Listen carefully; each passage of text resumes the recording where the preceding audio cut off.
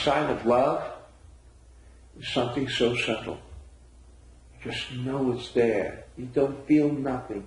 You just know you don't want to be without this person for one moment. Whether this person is in front of you, whether that person is now expressing things that you are so comfortable with. Brought her into this tent. And there are many stories about why he brought her into this tent and why, after he brought her into this tent, he then realized that the candle that had always been lit in the tent of Sarah, says the Zohar, had gone out when Sarah passed away. And when Rivka was brought into this tent by Isaac,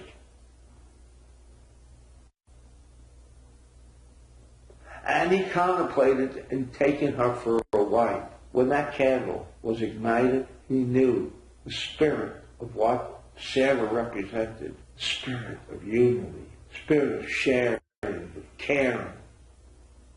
These were the aspects that Isaac sought. These are the aspects that today, before people contemplate marriage, should be in that area of feel unified. Sure, we may disagree. Sure, we may have arguments. Sure, we may not always come to the same conclusions.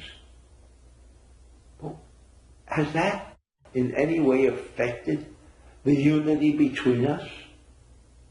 Has that in any way altered the feeling of wanting to be together? Forget the emotion, which of course is very much on a physical level.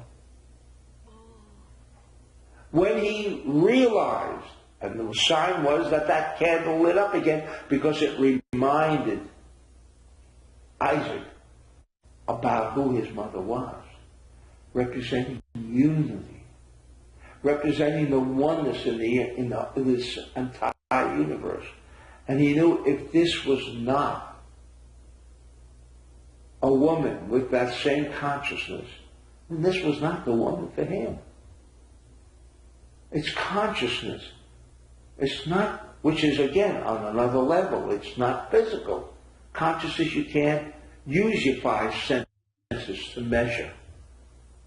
But on that level, the sharing, the caring, the feeling of that this universe should be one, for it was intended to be one, rather than constantly the strife, the war that has been the landscape of every generation. Irrespective of how he might have felt with the chemistry, with the emotional feelings, he knew that to sustain this marriage, and that ultimately the love that would generate between the two would be a love based on that principle of unity. Unity, feeling,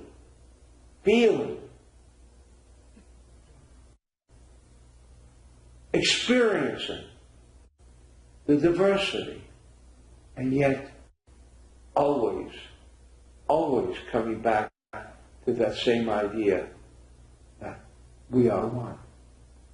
If that doesn't exist, and I say mind you, irrespective of disagreements, irrespective of not seeing the same thing only through one eye, that is not a sign of true love. For we know Abba is that aspect of 13, which is Echad, one.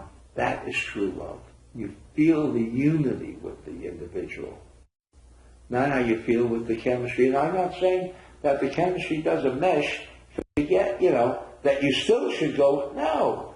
Those other aspects are important. I'm not here to entirely minimize their importance. But certainly what is more important is how these two people feel about the closeness which